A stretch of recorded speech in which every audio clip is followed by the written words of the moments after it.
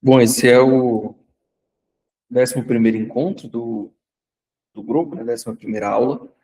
Também é a última aula do volume 2 do livro do Schoff. Então, com essa aula, a gente basicamente encerra toda a jornada dos 3 primeiros livros. A gente encerra todo o período pré-niceno, basicamente.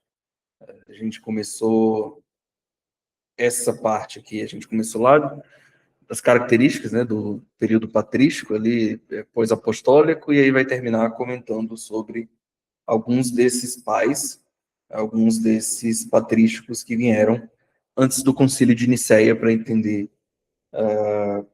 um pouco da teologia que estava se criando na época, né?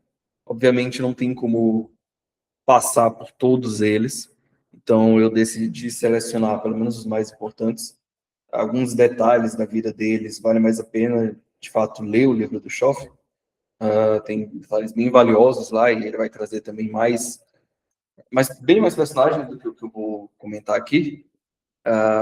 Mas como são muitos e muitos teólogos, especialmente quando chega no terceiro século, vai ficar mais difícil de trazer todos eles em uma hora de explicação. Mas a gente vai seguir aqui, então, partindo desde os pais apostólicos até Orígenes, se eu não me engano, até Orígenes aí a gente termina. Bom, os pais apostólicos, o que eles são? Eles estão dentro do intervalo dos pais antinicenos, porque eles vieram antes, mas a gente classifica como um pai apostólico todo pai da igreja que foi ou discípulo de um apóstolo ou discípulo de um apóstolo. Então, ali eles estão em primeira ou segunda geração. Na verdade, a gente não considera só a pessoa como pai apostólico, mas o escrito, ele também é um escrito que faz parte do período da patrística apostólica, como é o caso, por exemplo, do pastor de Hermas. Embora exista, né, a pessoa de Hermas, a gente não tem muitas informações sobre ele, pouquíssimas informações, são todas de fontes secundárias. Então, a ênfase que se dá é ao próprio escrito dele, pastor de Hermas, né? A mesma coisa acontece com o escrito da Epístola de Barnabé. A Epístola de Barnabé também não foi escrita por Barnabé, ela ganhou esse título, né, porque se tentou mascarar na época de que o próprio Barnabé teria escrito aquela epístola. Hoje a gente sabe que não foi, mas de qualquer forma, o escrito da Epístola de Barnabé, ele é considerado um escrito da patrística apostólica, não propriamente o autor da carta. Ela se situa ali na transição entre o primeiro e o segundo século, tanto é que quando chega no terceiro, a gente não chama mais de pais apostólicos, porque as gerações já se passaram, a maioria desses pais apostólicos já vão ter morrido nesse período, especialmente martirizados, né? E com exceção do livro de Hermas e da Didaquê, todos esses escritos dos pais apostólicos, eles seguem em formato de carta, muito inspirado na forma com que o apóstolo Paulo escrevia. Provavelmente, parece que foi um estilo que foi deixado ali pelos apóstolos, especialmente Paulo, né, que foi o mais profícuo deles. Parece que Paulo deixou um estilo de escrita que foi copiado pelos outros pais da igreja. Metade dessas obras, né, as cartas de Inácio, a Epístola de Barnabé, o pastor de Hermas, eles têm autenticidade duvidosa. Então a gente não consegue afirmar com 100% de certeza quem escreveu elas, mas elas ainda assim fazem parte do corpo de doutrina, né, pós-apostólica, porque de fato influenciou muito a igreja no começo. E uma característica importante aqui é que essas epístolas, elas foram tão importantes para a igreja no primeiro período, que a gente tem a Eusébio de Cesareia, né, escrevendo na História Eclesiástica, de que algumas dessas cartas eram lidas em culto público. Ele dá o exemplo mais claro de Clemente de Roma aos Coríntios. Talvez tenha sido dos escritos dos pais apostólicos aquele que mais teve relevância no começo. Então era lido publicamente nos cultos, né, na Assembleia das Igrejas. E como ele mesmo comenta, não só antigamente, como ainda nos dias de Eusébio. Então, ainda lá para o terceiro, quarto século, ainda se tinha esse costume. E a gente vai notar, na verdade, que esse vínculo com esses escritos era tão profundo que em alguns dos escritores, ali como Irineu de Lyon, dos pais da igreja ali do segundo, terceiro século, eles consideravam esses escritos como parte do cânon bíblico. Nesse período aqui, a extensão do cânon ainda não era clara na igreja, a autoridade de todos esses escritos, ela era subordinada à autoridade dos evangelhos, especialmente porque esses escritos, eles utilizavam os evangelhos como fonte primária, né, de informação, como fonte mais importante, mas ainda se tinha uma discussão sobre o que entraria ou não no cânon. Um bom exemplo é Irineu de Lyon, que cita, quando ele vai citar o pastor de Hermas, no Contra as Heresias dele, ele cita o pastor de Hermas como escritura, junto com a carta, junto com o livro de Malaquias, se eu não estou enganado. Ele cita como escritura de Deus. Então você vê que tem essas tendências ainda, que com o tempo a igreja vai resolver esses problemas nos concílios. Bom, o primeiro pai apostólico, então, o mais importante que a gente, mais importante no sentido de produção teológica, é que a gente sabe, sabe que ele mesmo escreveu os escritos dele, é Clemente de Roma. A tradição diz que Clemente de Roma foi discípulo de Pedro e Paulo. Existe também a possibilidade que ele tenha sido a mesma pessoa que é mencionada em Paulo como um dos seus fiéis colaboradores em Filipos. Em Filipenses 4:3 ele cita algo desse tipo, e aí a tradição cristã abre essa possibilidade que fosse Clemente de Roma. Né? Ele teve contato direto com os apóstolos.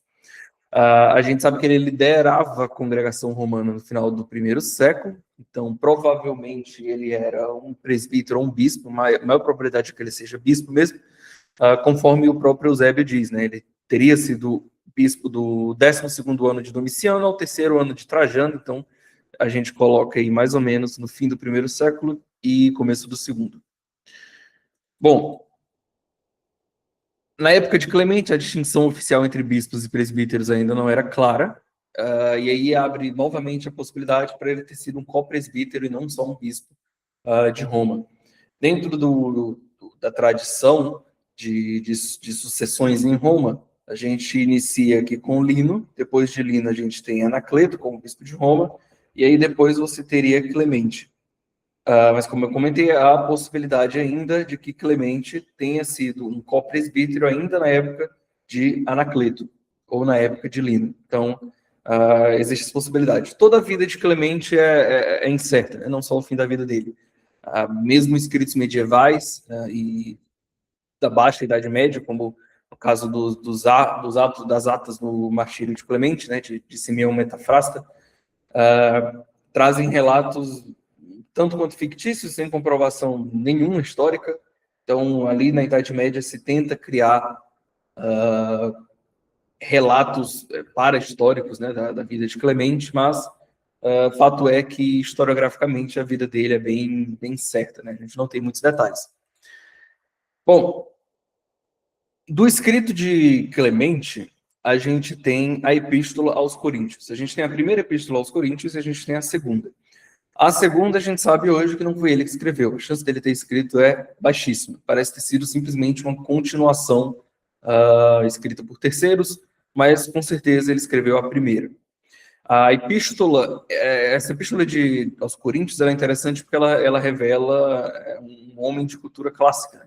Né? Ele tinha um conhecimento profundo da Bíblia em grego, né, da Septuaginta. Isso vai ajudar bastante a gente a entender melhor onde ele está inserido no meio da teologia, né? Onde ele está inserido no meio da filosofia grega da época também. Mas, enfim, voltando um pouco para a questão da vida dele, né? A gente tem várias lendas posteriores que tentaram embelezar a vida dele com elementos românticos, né? Em geral, se retratava Clemente de Roma como um cidadão romano nobre, né? E bem instruído. teria viajado para a Palestina, conhecido o apóstolo Pedro e foi convertido por Pedro, e teria sido banido para Quersoneso por Trajano. E lá ele teria sido martirizado no mar, provavelmente afogado. Mas tanto Eusébio quanto Jerônimo não citam esse martírio. Então, esse próprio martírio ele só vai ser lembrado muitos séculos depois, sem muita constatação histórica. Por isso a gente não considera muito eles. Bom, então a gente vai aprofundar um pouco mais na sua Epístola aos Coríntios. Essa epístola, primeiro estudo, ela é em grego, então a gente ainda está numa época da história da igreja em que se fala especialmente grego, né, mesmo ele sendo romano. Foi escrita de forma espontânea, e a gente sabe também que era altamente estimada na antiguidade. Ela permanece em uso público na igreja de Corinto, e em várias outras igrejas, até mais ou menos do século IV, o início do século IV. Então, isso dá uma dimensão para a gente de como era uma carta muito bem quista. É tão bem quista, inclusive, que ela é incorporada ao Códice Alexandrino. Então, o cânon alexandrino ele incorpora essa epístola, mas ela coloca, depois do Apocalipse, separada das epístolas apostólicas. Então, se reconhece que não é uma epístola propriamente apostólica, mas ainda assim ela entra no Códice Alexandrino. Bom, o centro da carta, né, o motivo pelo qual ela foi escrita, é o mesmo motivo pelo qual o apóstolo Paulo escreve a carta dele. Parece ter surgido uma diferença de partido, né, de uma diferença sectária ali, de disputas dentro da igreja de Corinto, que já tinha sido repreendido pelo apóstolo Paulo. Então esse espírito teria ressurgido e deposto os oficiais regulares da igreja, né, os presbíteros e os bispos. Então parece, o que dá a entender é que se tinha essa disputa dentro da igreja, e Clemente escreve tentando apaziguar essa problemática. Por isso que se diz que ela foi escrita de forma espontânea, não foi solicitada por Corinto. Essa carta ela foi escrita simplesmente porque Clemente queria aconselhar a igreja. Outro fato interessante é que ela não é escrita pelo nome de Clemente, ela é escrita pelo nome de Roma, da igreja de Roma. Então a gente consegue, mais uma forma que a gente consegue rastrear Clemente para Roma, é por meio da autoria dessa carta. Bom, é bem interessante porque ela se aproxima, né, teologicamente, de Paulo. A justificação pela fé ela é um tema recorrente da epístola. Aqui eu tenho um desses exemplos em que ele comenta que todos atingiram a glória e a grandeza, não por si mesmos, nem por suas obras ou pela justiça praticada, mas por vontade dele. Também, igualmente, entre nós, que fomos chamados por sua vontade em Cristo Jesus, já que não nos justificamos a nós mesmos, nem por nossa sabedoria ou inteligência, pela piedade ou obras que tenhamos praticado na santidade do coração, mas através da fé, pela qual Deus Todo-Poderoso justifica a todos desde sempre. Então, ele põe a fé como intermédio na justificação, e ele remove as obras, né? Então, de forma uma teologia bem semelhante à teologia paulina. Bom, então esse é o tema central da epístola para os Coríntios, mas a gente consegue rastrear algumas outras coisas interessantes aqui dentro dessa epístola, um pouco da cosmologia de Clemente de Roma. E aqui esse tema ele pode parecer, né, a princípio, um tema deslocado das discussões que vai se ter aqui ainda nessa aula, mas ela vai ser importante porque futuramente, quando se tratar de outros pais da igreja que vão discutir questões relacionadas à cosmologia, Clemente de Roma vai ser influente. Clemente, nessa carta aos Coríntios, ele comenta o seguinte: pois foi ele quem disse, nesse caso citando Jesus Cristo, né, citando Deus, até aqui chegarás e tuas ondas se quebrarão em ti mesmo. O oceano intransponível aos homens, bem como os mundos atrás dele, ordenam-se pelas mesmas leis do Senhor. As estações da primavera, verão, outono e inverno se sucedem umas às outras em paz.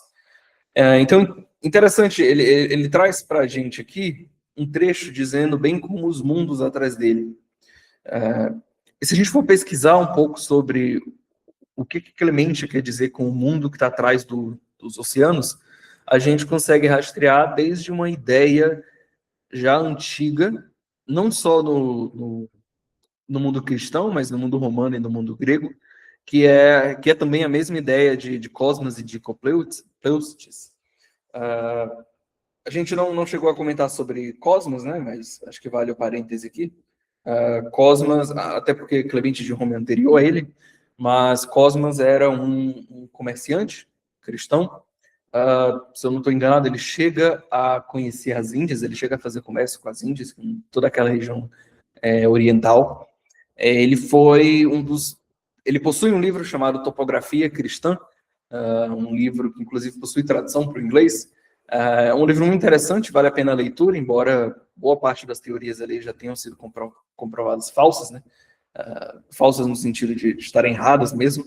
Ele tenta construir uma cosmologia que fosse baseada ponto a ponto na Bíblia. Então, a partir da leitura do Gênesis, ele tenta construir de forma literal qual seria o formato da Terra, onde estariam determinadas regiões. Ele tentou desenhar uma topografia das regiões que ele visitava, né, como comerciante. Claro, ele necessariamente ajudou bastante ao desenvolvimento científico topográfico, né, de desenho de mapas e etc. Mas a ideia geral hoje a gente sabe que é falsa. A cosmologia de Cosmos, né, do formato da Terra, ele acreditava na Terra como uma Terra plana, né, que possui um teto celestial, né? Então o céu ele seria uma espécie de teto, mas a diferença das teorias comuns de Terra plana é que esse teto ele não seria uma abóbada arredondada, né? Ela seria, na verdade, todo o cosmos ele teria uma espécie em formato de paralelogramo, né? Então seria quadrangular, e graças a... Você pode imaginar que sendo um paralelogramo, você consegue ter acesso à face superior do paralelogramo, mover ele, e aí você conseguiria gerar sombras, e aí com isso ele conseguiria explicar dentro do modelo de Terra plana como é que você consegue ter estações do ano, como você consegue ter solstícios, equinócios, dentro da cosmologia dele. E essa é uma cosmologia que ela parece já estar na obra de Clemente. Essa ideia de que a Terra é plana, ela de fato acompanha parte dos cristãos, especialmente os primeiros, mas posteriormente ela acaba sendo abandonada. A gente vai ver isso com Santo Agostinho, por exemplo, e ali no princípio da Idade Média já se tem a ideia de que a Terra é uma esfera, muito pela pesquisa que já tinha sido feita por Ptolomeu enfim, por outros gregos. E essa ideia que Clemente traz do mundo que tem atrás do oceano é a mesma ideia que os gregos tinham da Atlântida, ou de Orbis Alter, que era a ideia romana de uma região, de uma ilha, de um continente que estaria atrás dos oceanos. Irineu de Lyon interpreta a mesma coisa no Contra as Heresias. Ele parece ter a mesma ideia de que existe um mundo além desses oceanos, que foi criado por Deus, é mantido por ele, mas os homens não têm acesso. Mas essa teoria ela também é condenada por Lactâncio e Agostinho. Aqui nesse trecho inferior, eu trouxe um trecho da Cidade de Deus de Agostinho, em que ele cita essa teoria. Só para dar um contexto dessa ideia, isso aqui está no livro 16, se eu não me engano, no capítulo 9 da Cidade de Deus. Ele comenta como existia uma teoria de que a Terra, sendo esférica, então interessante que na refutação de Agostinho ele já utiliza a ideia de que a Terra é esférica, então parece ser uma ideia que já era a ideia comum. Então, sendo uma esfera, para cada pessoa que está em um determinado ponto na Terra, você tem, obviamente, ser uma esfera do outro lado da esfera, né, no inverso, de cabeça para baixo, né, digamos assim, você teria uma outra pessoa naquela ponta, uma espécie de cópia, um simulacro de cada indivíduo. E ele, refutando essa ideia, ele comenta: mas porque a Escritura não mente, ela que baseia a confiança nos fatos narrados pelo cumprimento fiel das suas predições, seria demasiado inverossímil afirmar-se que alguns homens tenham podido navegar através da imensidade do oceano, até chegarem a outra parte, onde também se teria estabelecido o gênero humano procedente do primeiro e único homem. Então ele está comentando aqui a mesma ideia de Clemente de Roma, só que aqui ele está criticando a ideia de que existe alguma terra além dos oceanos. Hoje, de certa forma, a gente sabe que Clemente de Roma, de certa forma, estava certo, né? De fato, existia a América para além dos oceanos. Mas então, é interessante trazer esse ponto, que geralmente é negligenciado, né, na obra de Clemente aos Coríntios, mas de fato existe e vai pautar um pouco da discussão científica dentro ali dos cristãos. E a gente tem Pseudo-Clemente. Pseudo-Clemente leva esse nome, obviamente, porque não é Clemente, mas é um conjunto de escritos que foram redigidos sob o nome de Clemente, tentando falsificar a obra dele. E, de fato, o nome de Clemente ele foi usado em diversos escritos posteriores, né, tanto ortodoxos quanto heréticos, numa tentativa de dar maior autoridade, né, pelo peso do nome dele. Isso demonstra também como ele era uma autoridade na Igreja Apostólica. Esses escritos pseudo-clementinos, né, eles chegaram, na verdade, até a substituir a obra genuína de Clemente, que acaba caindo no esquecimento, né? Então, essa segunda epístola aos Coríntios, por exemplo, ela acaba, inclusive, ganhando uma precedência sobre a primeira, mas com o tempo se tem a compreensão de que ela é falsa, especialmente porque a segunda epístola aos Coríntios, a gente tem ela em latim, enquanto a primeira epístola está em grego. Como o mundo naturalmente foi se romanizando, né, o grego ele cai em desuso nesse primeiro momento, então essa primeira epístola ela é esquecida também. E aqui dentro desse corpo, né, desse volume de obras pseudo-clementinas, a gente tem a segunda epístola aos Coríntios, que é uma homilia dirigida a irmãos e irmãs, então a gente não sabe quem escreveu ela, se diz que foi Clemente, mas a gente sabe que não foi, e não sabe quem recebeu essa epístola. Ele simplesmente cita irmãos e irmãs em Cristo. E é um sermão, na verdade, né? Uma homilia. Então, é a homilia mais antiga que a gente conhece após os apóstolos. Então, talvez esse seja o único ponto de importância histórica dele.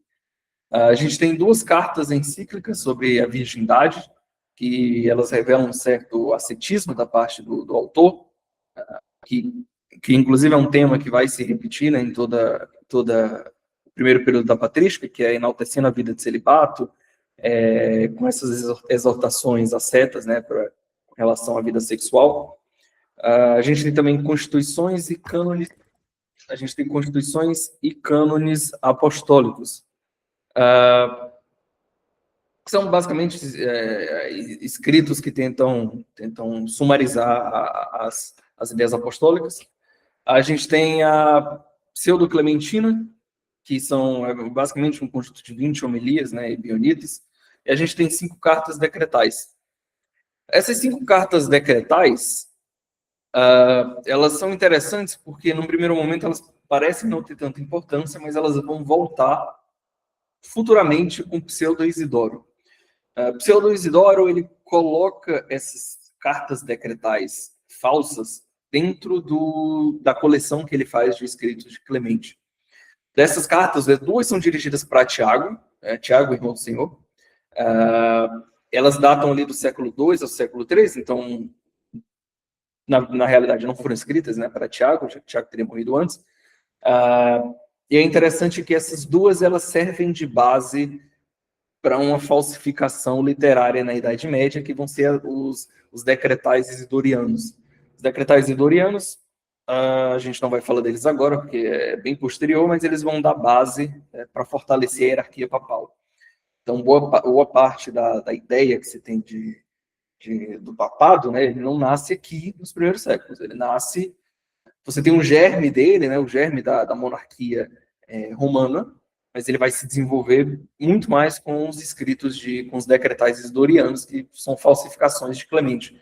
Então, só para dar um exemplo, né, a gente tem a primeira e a segunda epístola de Tiago, para Tiago, que eu comentei. A primeira, por exemplo, ela relata a nomeação de Clemente por Pedro como seu sucessor em Roma, e aí Pedro daria instruções sobre a função e a administração da igreja. E na segunda, aborda sobre a administração da Eucaristia, a mobília da igreja, outros assuntos mais ritualísticos, né? Então, a partir daqui a gente vê uma certa movimentação desses escritos para enaltecer a Igreja de Roma em si, o líder da Igreja de Roma.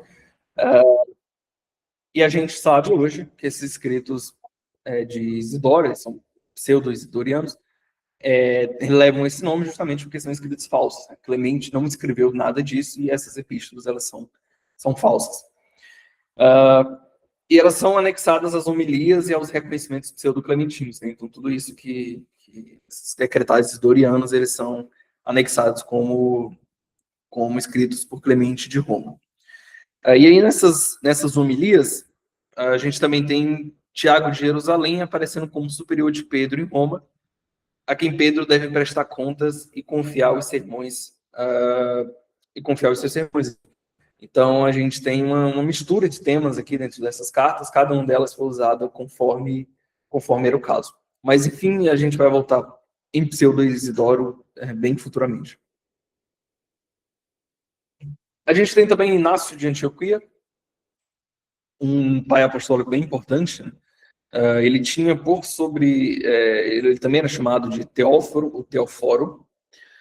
Teoforo significa portador de Deus, no sentido de que ele traz Cristo no peito dele, mas em tradições sírias ele era chamado de Nurono.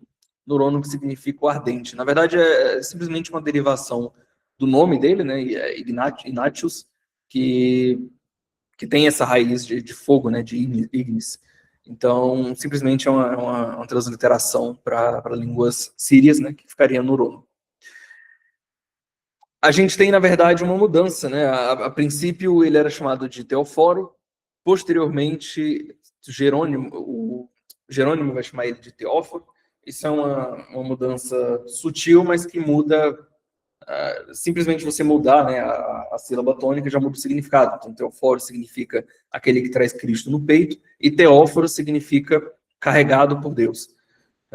Então, são duas coisas quase que opostas, né, no sentido físico da ideia. Então, Teóforo significa aquele que é carregado por Deus. Isso, na verdade, revela uma tradição, que é a tradição posterior, que associa Inácio à criança que foi colocada por Jesus no meio dos discípulos, como exemplo de humildade, né, em Mateus 18. Então, essa ideia, a tradição posterior diz que Inácio de Antioquia seria essa criança, muito por causa dessa diferença, dessa transformação do nome dele. Mas o que importa para a gente é que Inácio ele foi bispo da Igreja de Antioquia, entre o século I e o II, igreja essa que era o berço do cristianismo gentílico. Ele também foi contemporâneo de Clemente de Roma, que a gente comentou, e de Simeão de Jerusalém. Antioquia, nessa época, né, era a segunda cidade mais importante do Império Romano, o que, obviamente, favoreceu o crescimento cristão, né, o crescimento acelerado. E as constituições apostólicas, elas sugerem que Evódio e Inácio de Antioquia governaram simultaneamente a igreja como copresbíteros. Então, novamente, a distinção entre bispo e presbítero não é muito clara, e as constituições trazem que eles provavelmente eram copresbíteros, né? Não se tinha a figura do bispo como o monarca único dentro da igreja. E aí, dentro ainda dessa tradição, Evódio teria sido ordenado por Pedro e Inácio teria sido ordenado por Paulo, que coloca Inácio como provavelmente um dos discípulos de Paulo e João. E, de fato, as traduções elas divergem, né? Alguns chamam ele de discípulo de Pedro, outros de Paulo, outros de João, mas aceita que ele teria sido um discípulo de João. Muito porque boa parte da pregação de João, antes dele ir para o exílio, né, após a morte dos apóstolos, ela, de fato, ela foca ali naquela região da Anatólia. Bom, e sobre o martírio dele, a gente tem aquela tradição clássica que diz que ele foi devorado por feras, provavelmente no Coliseu, e que ele teria previsto o martírio dele na Epístola aos Romanos. Essas 10 feras, a interpretação delas varia um pouco dentro da tradição. Hoje em dia, em geral, a gente pensa na tradição, no martírio de Inácio, como sendo literalmente devorado por feras literais, ou leões, ou tigres, enfim. Mas uma certa ala da tradição cristã dizia que essas feras, na verdade, seriam soldados romanos que que o escoltavam. Então, quando o Inácio diz que segue para Roma com as suas feras, provavelmente ele está falando dos soldados que estão escoltando ele e vão matar ele posteriormente. Ele expressa, né, na carta aos romanos o desejo de ser lançado às feras. Então, existe a possibilidade também que essas feras não fossem animais em si, né? Não fossem animais literalmente. Inácio é conhecido por ter escrito muitas epístolas, era um escritor bem profícuo.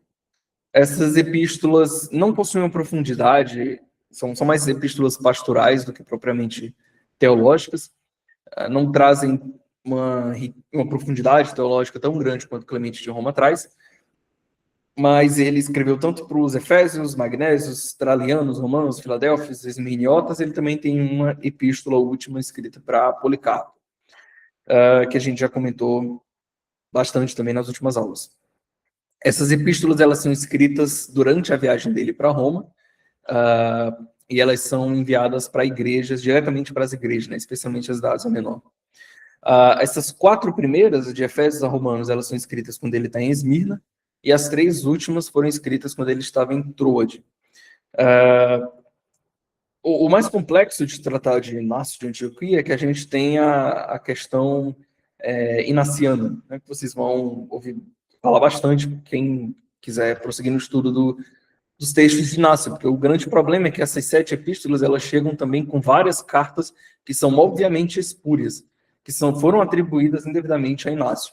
Então existe um intenso debate para definir o que é que Inácio de Antioquia escreveu, o que é que ele não escreveu. Talvez desses primeiros autores ele seja aquele que mais teve sua obra copiada e redesenhada por outros escritores. E a gente tem a Epístola de Barnabé. A Epístola de Barnabé, ela é anônima, ela foi atribuída a Barnabé, a princípio, hoje a gente sabe que não foi ele que escreveu. Ela possui 21 capítulos, então uma epístola até que longa, né, para os padrões da época, e a gente não sabe nem quem escreveu, nem para quem foi escrito. Não tem nenhum tipo de informação sobre remetente ou destinatário. O autor, ele não se apresenta como um mestre, então provavelmente era um leigo, não era um bispo, nem um presbítero, e ele se apresenta no mesmo nível dos leitores, né? Tanto que a própria saudação dele não aparenta ser uma doxologia, ela é uma saudação genérica, meio universal, que é dirigida aos que ele chama de filhos e filhas em Cristo. A despedida também não é localizada, então se apresenta, ela é um pouco semelhante nesse quesito à Epístola aos Hebreus, em que é escrita um caráter mais geral, não propriamente localizado. Por isso que Orígenes classifica ela como uma carta, como epístola católica. Nesse caso, católico, não no sentido doutrinário em si, mas no sentido universal, espacial mesmo, no sentido geográfico de que ela teria sido escrita para toda a igreja. Bom, ela então é dividida em 2 partes, do capítulo 1 ao 17, do 18 ao 21.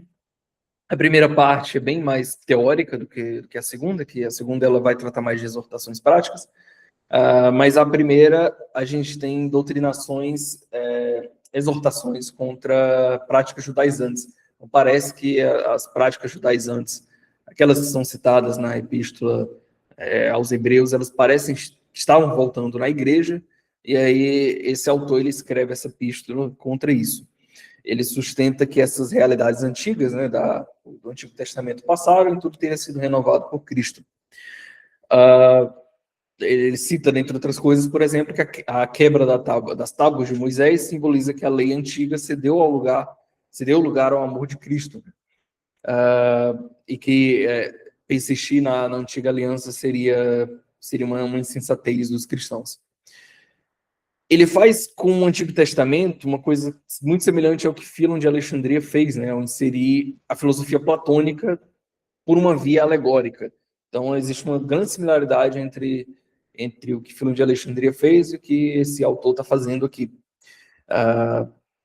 Segundo ele, Deus nunca quis, né, um sacrifício, jejuns, ou guarda de sábado, ou culto no templo judaico, mas Deus só desejava um culto puramente espiritual.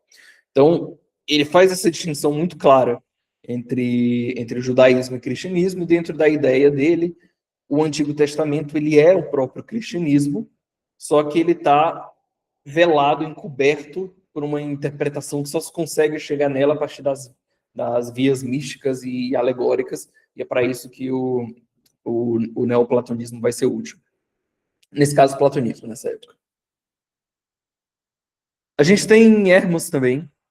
De todos esses escritos, ele está junto com a Epístola de Clemente aos Coríntios como as obras mais importantes desse período.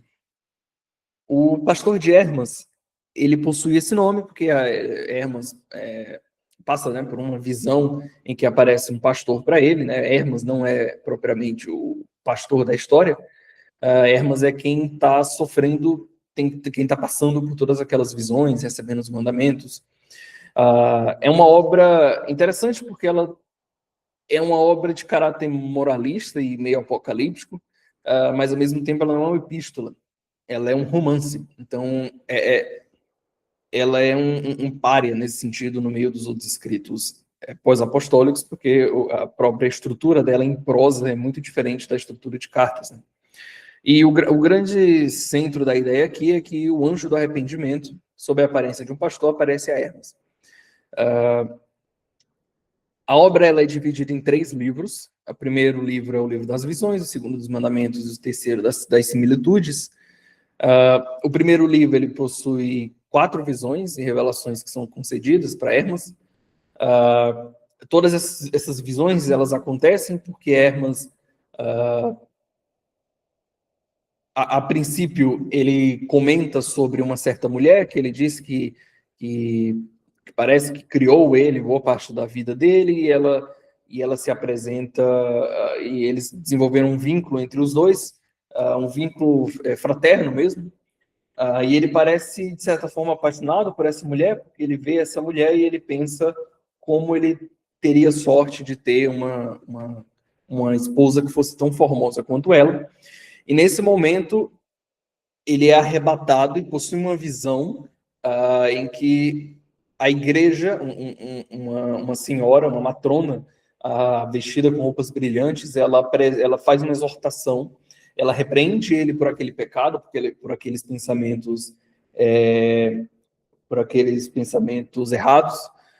Posteriormente, você descobre que ele já possui uma família, então ele já possui filhos e esposa, mas estava tendo aqueles pensamentos, então esse seria o principal tipo da repreensão, né? E não somente isso, essa repreensão ela vai além, então ele é repreendido por não repreender os próprios filhos, pelos filhos não seguirem o caminho de Cristo.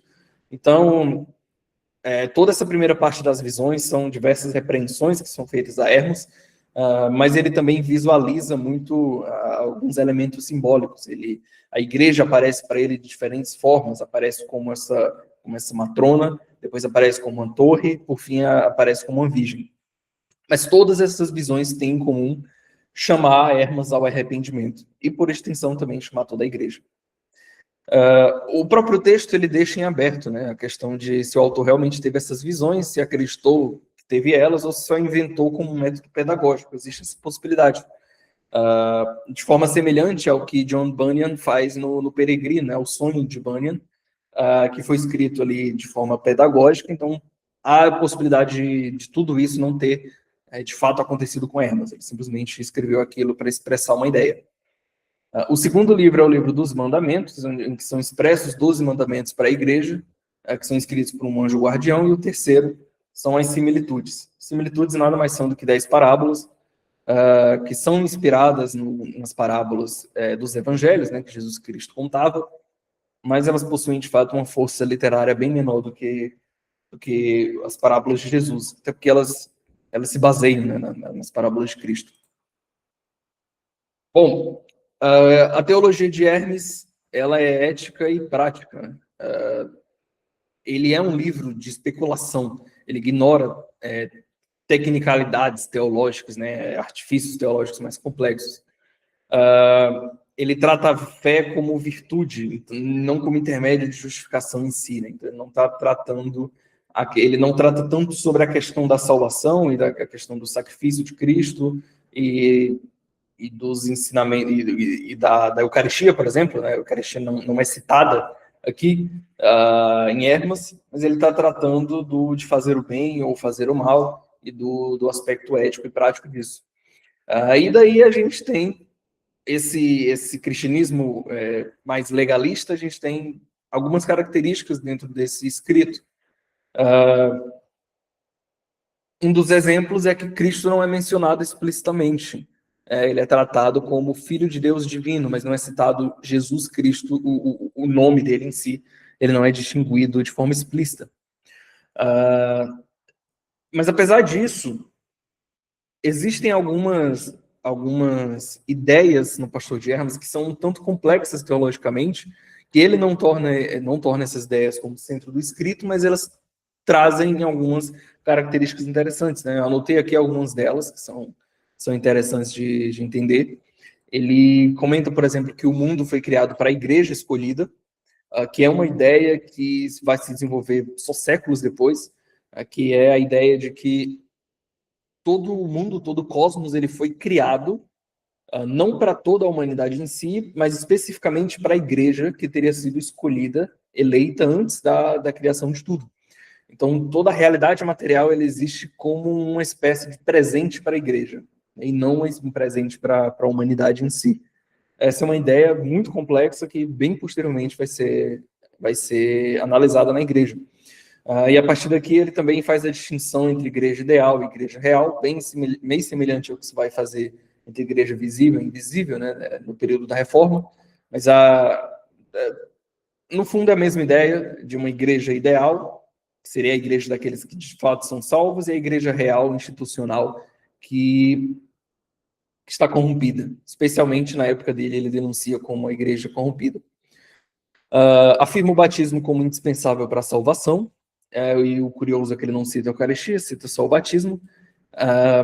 Mas, claro, nenhuma dessas ausências de temas a gente pode considerar como por um motivo teológico. Tá? Então, ele não citou a Eucaristia, não quer dizer que ele não acredita na Eucaristia ou que a Eucaristia não era celebrada. Ele simplesmente, por uma escolha teológica, já pontua aqui essa característica simplesmente porque isso torna o texto único, diferente dos outros da mesma época. Ele não cita nenhuma palavra, nenhum texto do Antigo Testamento, nem as palavras de Cristo, que é muito anômalo para a época dele, tampouco nenhum apóstolo é mencionado. Então, tudo isso coloca Hermas como um escritor bem único para o tempo dele. Acreditava-se, a princípio, que ele teria sido um escritor, a princípio, nas pesquisas, nas últimas pesquisas feitas da patrologia, você pensava que era um escrito gnóstico, hoje a gente sabe que não, que de fato é um escrito cristão autêntico, mas a gente não sabe exatamente o contexto dele, para quem ele foi escrito. A gente sabe que Hermas escreveu ela. E Hermas também, como eu citei no começo, Irineu de Lyon cita Hermas como escritor. Então, esse pastor de Hermas era considerado como escritura canônica por alguns cristãos dos primeiros séculos. Bom, a gente tem também Papias de Herápolis. Na maioria dos escritos vai ser só Papias, é um nome bem único para a época, então não se tem confusão com esse nome. Papias era discípulo do apóstolo João, era companheiro de Policarpo, e ele era tido como um dos melhores teólogos do tempo dele. Papias ele é conhecido por colocar à prova todas as novas doutrinas, ensinamentos, especialmente os gnósticos. A obra dele não é extensa, mas ela consiste em 5 livros que são chamados de exposições dos discursos do Senhor. Esses escritos, eles tinham, a igreja tinha acesso a esses escritos, mas eles foram perdidos no século XIII. Então, a gente não tem acesso a essa obra, infelizmente. Tudo que a gente tem são poucos fragmentos na obra de Irineu e Eusébio. Toda a ideia aqui de Papias é fazer um compilado dos testemunhos orais, tanto de Cristo, né, quanto dos apóstolos e dos primeiros cristãos. Então, ele escreve essa obra para juntar o que se tinha de conhecimento de testemunho oral e compilar aqui dentro. Aquilo que vai além dos evangelhos no sentido historiográfico mesmo. E Papias não cita em nenhum momento, que a gente saiba, as epístolas de Paulo e o Evangelho de Lucas. Ele tem ali mais contato com Pedro, Mateus, Marcos, e talvez ele chegue a citar algumas ideias bem próximas à ideia do que é escrito em 1 João. Isso não significa que essas epístolas de Paulo e esse Evangelho de Lucas não existissem na época que ele escreveu, só significa que provavelmente ele não teve acesso a esses escritos diretamente. Várias ideias do Evangelho de Lucas estão presentes nos fragmentos que a gente tem, mas ele não cita propriamente, então é capaz que ele não tivesse acesso ao escrito. E Papias, ele era um quiliástico entusiasmado, né?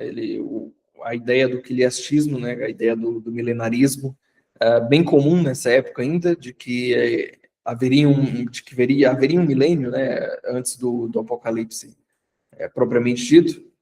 Vários desses autores aqui, eles são quiliastas entusiasmados, né? Que é a visão predominante no século II, mas não necessariamente se indica uma tendência judaizante nele. E, por fim, nos pais apostólicos, a gente tem os apologistas. Os apologistas, infelizmente, boa parte das obras deles se perderam, não temos mais acesso, só fragmentos mesmo. E eles compõem um corpo de autores que focaram na refutação de acusações tanto de judeus quanto de pagãos contra os cristãos. Em geral, era um homem de maior erudição. Boa parte desses apologistas, eles vêm do contexto grego, então eles sabem o linguajar da filosofia grega, eles têm conhecimento em outros idiomas, eles têm conhecimento astronômico, conhecimento científico que os coloca intelectualmente à frente dos outros pais apostólicos. A maioria deles surge ali no reinado de Adriano até Marco Aurélio, que é justamente o período, né, em que o cristianismo sofre não só uma perseguição física, né, perseguição sangrenta, né, contra os cristãos, mas também uma perseguição literária. Então, frente à perseguição literária nesse período aqui, né, como o exemplo de Marco Aurélio ele ataca o cristianismo não só no campo, não só com as carnificinas, mas também no campo intelectual, e então a igreja necessita fazer essa resposta também no campo intelectual, e aí se tem o nascimento desses apologistas. Em geral, eles eram filósofos e retóricos, a maioria foi convertida ao cristianismo após uma investigação intelectual, então a maioria já quando era adulto, e a gente tem pelo menos 3 apologistas mais importantes, que é Quadrato, Aristides de Atenas e Aristo de Pela. Os 2 primeiros, Quadrato e Aristides, eles escrevem contra os pagãos, contra as acusações de gregos e romanos. Quadrato foi discípulo dos apóstolos, é isso que a tradição deixa para a gente, não sabemos exatamente de qual apóstolo, mas a gente sabe que ele foi bispo de Atenas, então ele não era um leigo propriamente. A apologia dele foi perdida, escreveu um escrito para o imperador Adriano, mas a gente não tem nem fragmentos sobre esse escrito dele. Mas a gente sabe que, em geral, era uma espécie de defesa da autenticidade do relato dos evangelhos. Né? Ele basicamente tenta mostrar como muitos dos personagens do Novo Testamento ainda estavam vivos, ou então eram filhos daqueles personagens, possuíam de alguma forma alguma relação. Então ele tenta criar uma historicidade para os evangelhos.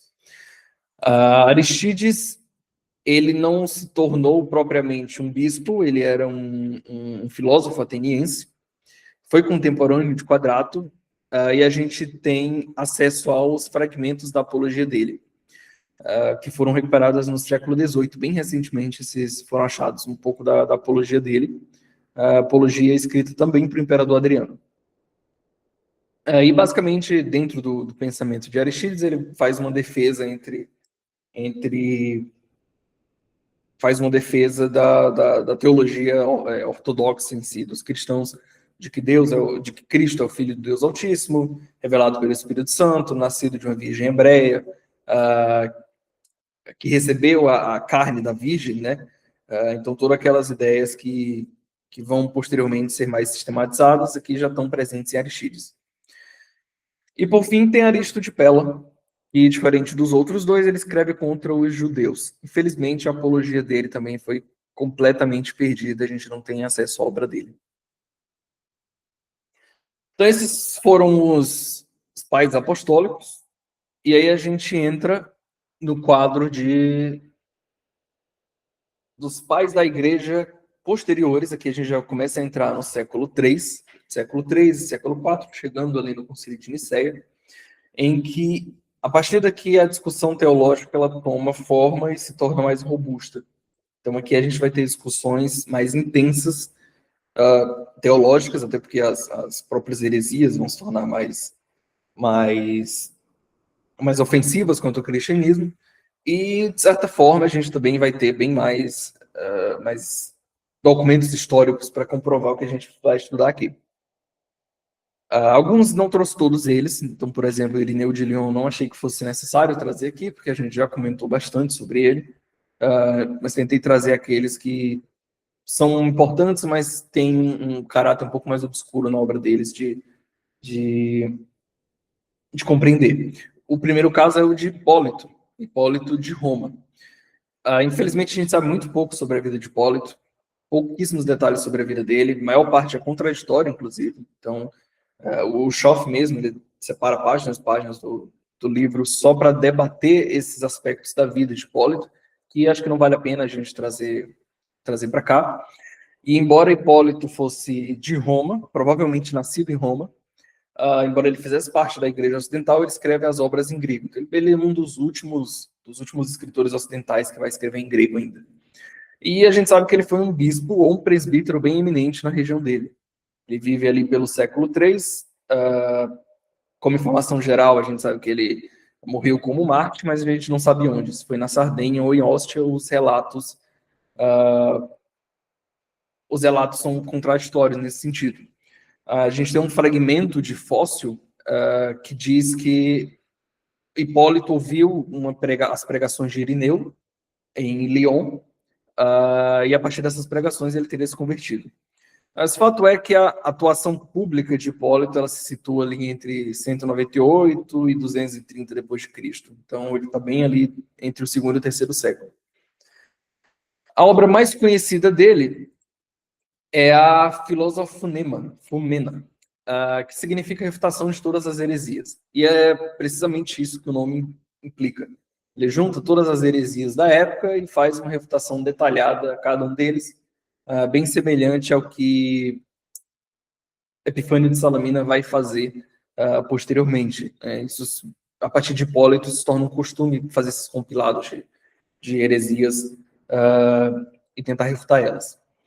E talvez, acho que o mais notável dentro da vida de Hipólito sejam os conflitos que ele participou em Roma. Hipólito, sendo um bispo ou um presbítero da região de Roma, ele entra em conflito com os bispos maiores de Roma, com os outros bispos daquela região.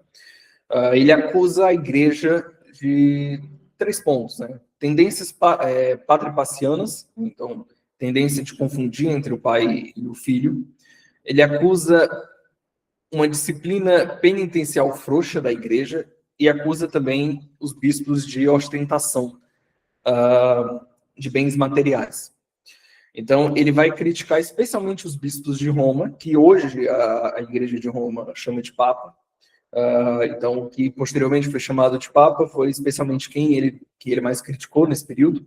Ele é especialmente severo com Calixto. A crítica dele se volta contra Zeferino e contra Calixto, né, que sucedeu Zeferino, mas ele é especialmente severo com Calixto. Ele chega a criticar inclusive o passado moral dele, não tinha concessões contra Calixto. Hoje em dia não se considera que Hipólito foi exatamente um antipapa cismático, mas certamente ele foi um líder de um grupo dissidente. A gente tem poucos detalhes sobre esse grupo que ele formou, mas a gente sabe que o foco dele era ser bem rigorista na disciplina, né, bem ortodoxo no sentido moral.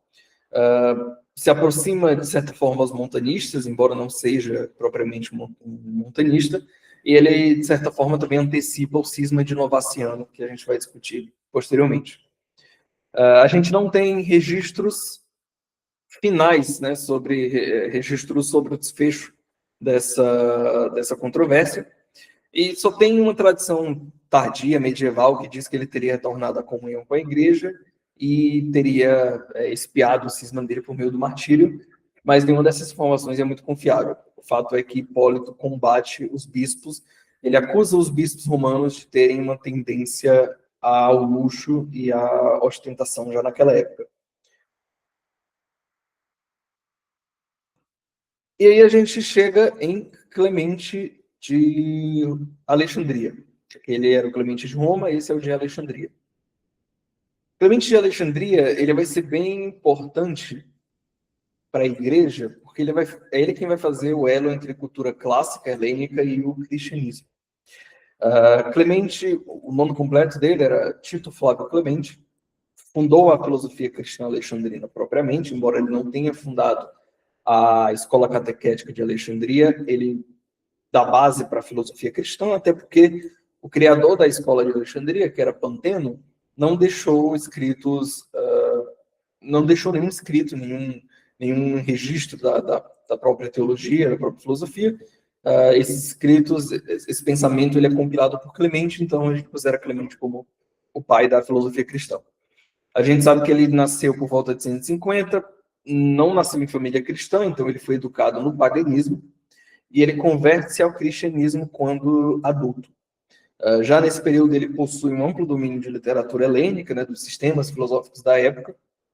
Ele já tinha realizado algumas viagens pelo Oriente, né, em busca dos melhores mestres cristãos, é isso que a tradição diz para a gente. Né? Após a conversão dele, ele teria viajado para diversas regiões em busca de ter uma compreensão maior do cristianismo. Até que ele chega no Egito, ele é influenciado por Panteno, que foi o fundador da escola de Alexandria. Ele, inclusive, é conhecido por chamar Panteno de abelha siciliana, no sentido de que Panteno colhia as flores do campo apostólico, do campo profético. E a gente sabe que Panteno transmitiu aos discípulos uma espécie de conhecimento quase iniciático. Em um desses discípulos foi o próprio Clemente. E aí, por volta de 189, ele sucede Panteno como diretor da escola catequética de Alexandria. Então, ele vai suceder Panteno. Posteriormente, Clemente vai precisar fugir de Alexandria. Ele vai para uma região da Judéia, devido às perseguições contra os cristãos.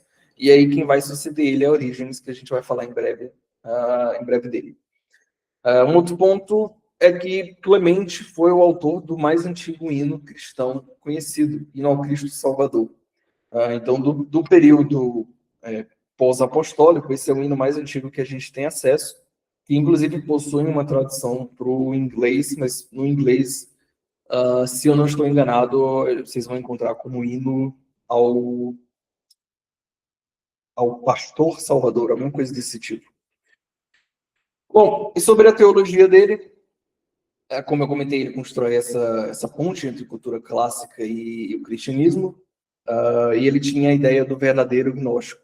A ideia do verdadeiro gnóstico era uma ideia que ia contra a teologia gnóstica, propriamente, mas tentava construir a ideia do que seria, de fato, o gnosticismo puro, o gnóstico verdadeiro, puro, aquele que fosse mais perfeito.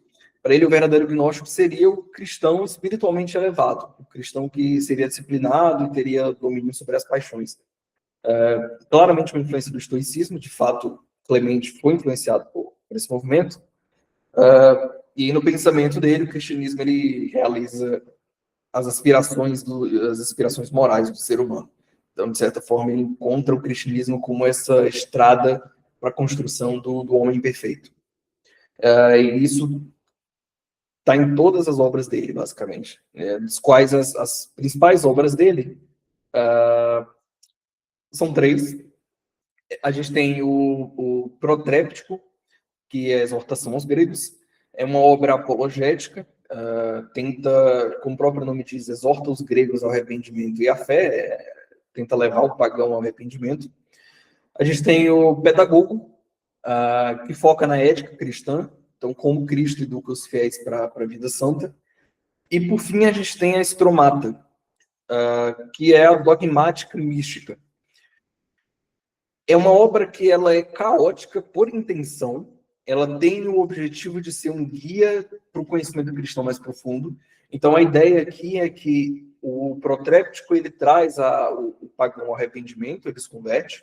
O pedagogo Cristo está educando moralmente, né, e eticamente os seus filhos, e no Estromata eles são iniciados ao conhecimento cristão mais profundo. Essa obra, ela de fato, ela é confusa, não é uma obra de leitura simples. Inclusive, o hino que eu citei anteriormente, ele está presente no fim do Pedagogo, ele está presente dentro dessas obras, mas ele também escreveu outras obras, né? Ele tem tratados éticos sobre a riqueza, defendendo o uso correto da riqueza, ele também tem tratados éticos, ele possui uma ética própria, né? Uma obra ética, assim como a maioria dos filósofos gregos fazia.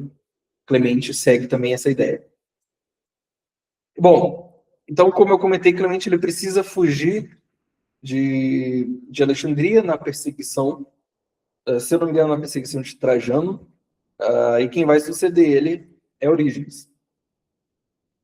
Orígenes também é de Alexandria, ele nasceu em Alexandria, em 185, mas diferente de Clemente, ele era filho de pais cristãos. Ele, de fato, recebeu uma educação cristã, uma educação piedosa, influenciado especialmente pelo pai, que provavelmente era retórico, e por Clemente de Alexandria, que foi um dos seus mestres. O sobrenome dele é Adamâncio. Alguns escritos trazem a discussão sobre esse Adamâncio. Vocês podem pesquisar posteriormente. Adamâncio é um nome um tanto polêmico na história da igreja, porque, em geral, se considera que ele é o sobrenome de Orígenes, mas existe a possibilidade de que Adamâncio fosse um escritor que se passava por Orígenes e usava esse nome, que a gente vai ter o Pseudo-Orígenes, que é um conjunto de escritos que há a possibilidade de que eles não tenham sido escritos por Orígenes, mas tenham utilizado o nome Adamâncio. Então, existe essa questão. Adamâncio era o sobrenome de Orígenes, de fato, era o pseudônimo do escritor de Pseudo-Orígenes, a gente não sabe exatamente. Mas fato é que ele se torna o diretor da escola catequética de Alexandria depois da fuga de Clemente, e a convite de Demétrio de Alexandria, que era o bispo de Alexandria na época. O pai de Orígenes, né, ele morre como Mártir, inclusive. Ele deixa uma mulher viúva com 7 filhos, né, dentre eles Orígenes. Na época, inclusive, Orígenes tenta se entregar para os guardas romanos, é impedido pela mãe, que não permite que ele fosse entregue ao martírio. Ela protege ele. E aí ele perde o pai dele, né, fica morando com a mãe viúva dele, e posteriormente ele é ajudado por uma matrona rica, que a gente não sabe quem é, e aí posteriormente ele passa a se sustentar ensinando língua e ensinando literatura grega. Também copiava alguns manuscritos e assim ele ganhava vida. E a gente sabe que em 203, com só 18 anos, ele é nomeado pelo bispo Demétrio como diretor da escola catequética de Alexandria, quando Clemente foge. Inclusive, ele chega a estudar com o Amônio Sacas, que a gente comentou lá nas primeiras aulas, né? Amônio Sacas é o fundador do neoplatonismo. Amônio que ensinou não só Orígenes, mas ensinou Plotino também. Então, Orígenes teve o mesmo mestre que Plotino, né? Então, daí a gente consegue tirar como Orígenes vai ser influenciado pelo neoplatonismo. É quase certo que Orígenes apoiou Hipólito contra Zeferino e Calixto, né, como eu comentei no último slide. Até porque Orígenes é contemporâneo de Hipólito, e compartilhava também das mesmas ideias, da mesma visão rigorosa de disciplina, e de uma certa desconfiança de bispos que detinham muito poder. Uma outra característica interessante é que Orígenes ensinava e expunha as escrituras quando ainda era leigo. Ele vai se tornar presbítero posteriormente, mas antes disso ele já era convidado a pregar sermões e, enfim, dar aulas para os outros cristãos. Bom, e aqui dentro da teologia de Orígenes, a gente vai ter especialmente a ideia do ascetismo muito forte dentro do pensamento dele. Dentro da teologia de Orígenes, do pensamento pessoal dele mesmo, ele tinha como princípio renunciar a tudo que não fosse absolutamente necessário. Então, ele é conhecido, por exemplo, por recusar presentes dos alunos, por viver em obediência literal aos ensinamentos de Cristo, e isso levou, inclusive, à autoemasculação. Ele remove os órgãos genitais porque ele interpreta as palavras de Cristo de forma literal, né? De remover a mão se ela te faz pecar, de forma bem literal. Posteriormente, a gente sabe que ele se arrepende desse ato, de ter feito isso, porque ele reconhece como exagerado e mal direcionado, mas ele dá uma ideia para a gente como as ideias dele eram bem extremas. Ele não comia carne, não bebia vinho, ele dormia no chão, sem qualquer cama, travesseiro, sem qualquer conforto. E se diz que ele possuía só uma túnica, não usava sapato, não se preocupava com o dia seguinte, para bem um ascetismo bem extremo. Bom, então que a gente tem o conflito que vai nascer entre Demétrio e Orígenes. A princípio, Demétrio apoiava Orígenes, né? Inclusive é ele quem convida Orígenes para a escola catequética, e Orígenes acaba sendo ordenado bispo sem a autorização expressa de Demétrio, que era o bispo de Alexandria. E a partir daqui a gente vai ter um crescimento de Orígenes dentro da escola, né? Essa importância de Orígenes se torna tão grande que, com o crescimento dos alunos dele na escola, as classes iniciais são destinadas para Heracles e ele fica com os estudantes avançados. Então, existem várias interpretações sobre essa inimizade entre ele e Demétrio. Alguns vão dizer que Demétrio passou a sentir inveja de Orígenes pela capacidade intelectual dele, outras vão dizer que era mais um purismo mesmo de Demétrio. Mas fato é que essa ordenação de Orígenes fora de Alexandria, sem o aval da igreja no Egito, e também a reputação de Orígenes crescendo, né, elas acabam despertando a ira de Demétrio. Demétrio, então, acusa Orígenes de corromper o cristianismo com especulações filosóficas estrangeiras, dentre os quais a maior é o neoplatonismo. E aí, dentro dessas acusações, a gente tem a acusação de corrupção ao cristianismo, a gente tem a acusação de automutilação, porque, inclusive, a igreja, segundo os cânones da igreja da época, esse ato não tornaria ele inapto ao ministério, né? A igreja primitiva não permitia eunucos no ministério, especialmente aqueles que se mutilaram voluntariamente, como é o caso de Orígenes. Então, esse um dos argumentos que Demétrio joga contra Orígenes. E a sua ordenação irregular. Orígenes foi ordenado em 228 ele foi ordenado presbítero por 2 bispos amigos dele, Alexandre de Jerusalém e Teoctisto de Cesareia, na Palestina. Então, passou por Jerusalém pela Palestina, mas não passou por Alexandria. Então, essa é a terceira acusação de Demétrio contra Orígenes. Essas acusações vão levar aos concílios de Alexandria, 2 concílios, em 231 e 232, que são concílios que condenam, colocam Orígenes dentro dessa sabatina. Mas, posteriormente, Orígenes também é condenado, algumas ideias dele são condenadas em outros concílios de Alexandria, ali pelo ano 400, 402, esse assunto do pensamento de Orígenes vai voltar, que Orígenes, ele, de fato, se torna um pensador extremamente influente, as obras dele vão influenciar bastante toda a igreja, e algumas das ideias dele são condenadas, como a ideia da preexistência das almas, sobre uma certa subordinação excessiva do filho ao pai, que aparece na obra dele, e também a acusação de apocatástase, que seria uma espécie de restauração universal das coisas. O pensamento de Orígenes, todas as criaturas racionais, inclusive demônios e satanás, elas seriam restauradas na restauração de tudo. Isso necessariamente implica o fim do inferno e do castigo definitivo. Então, essa é uma das ideias que são condenadas, e elas são esses concílios posteriores, eles são levantados, essas ideias são levantadas por Teófilo de Alexandria. Teófilo de Alexandria, ele a princípio era um originista, então ele era um seguidor de Orígenes.